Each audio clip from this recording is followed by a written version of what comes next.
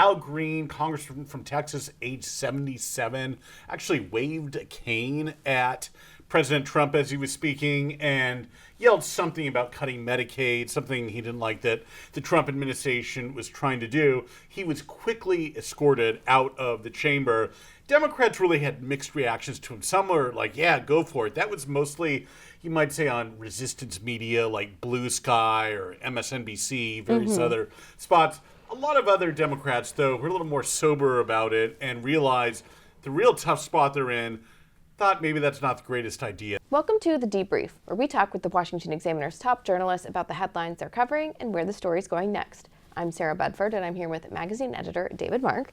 David, this past week, Congressman Al Green was censured by his colleagues in the House for an outburst that he had during President Donald Trump's joint address to Congress. What does it say about the state of Democrats right now that this was their most visible, prominent response, really, to Trump's speech? Yeah, this is not really what a lot of Democrats wanted the symbol to be of their quote-unquote resistance to President Donald Trump as he was giving a speech to Congress and just generally into his second term now that he's back in office out after 4 years out.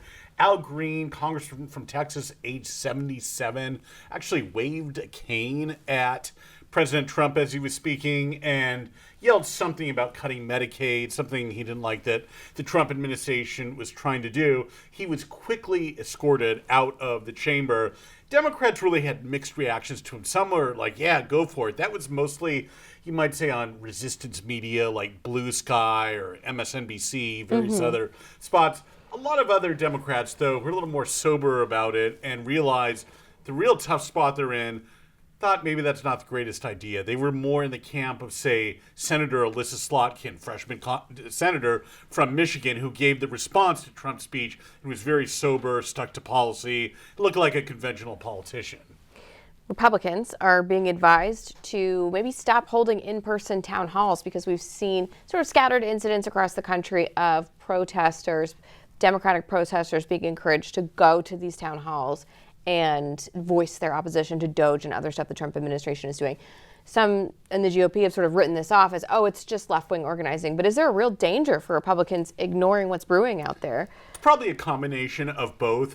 On the one hand, these protests were in some of the most Republican red districts around. Congressman Rich McCormick, Republican of Georgia, Congressman Glenn Grothman of Wisconsin, very red districts. Those individuals and some others who face protesters are not likely to lose their reelections.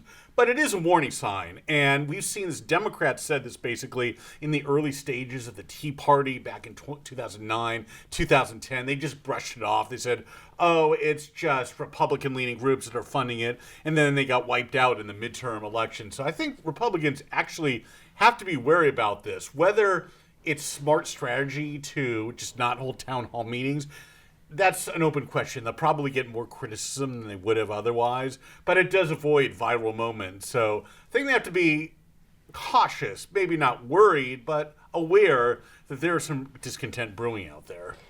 Democrats are sort of a team without a coach right now. They don't seem to have anyone who's in the lead, but there are some figures who are trying to get out there and trying out a bunch of different strategies. You have Senator Chris Murphy, who's got this like big Moscow conspiracy that he sees with Donald Trump. Our colleague Byron York has written about that. On the other hand, you have, John Fetterman, Gavin Newsom taking a more moderate approach. Do you see any kind of Democratic strategies right now that are picking up excitement with the base and the party? The problem is what the base wants is totally contrary to what political history shows really works, which is kind of step back and let the other side make mistakes. And I'm not saying the Trump team and Republicans in Congress are making mistakes per se on policy, but it's going to be perceived that way. And there's all these stories about proposed Medicaid cuts and changes to Social Security and all that. Whatever you think about the policy issues, that should be ripe for Democrats. But what a lot of the activist base wants is to go get in their face, yell and scream, kind of like Congressman Al Green did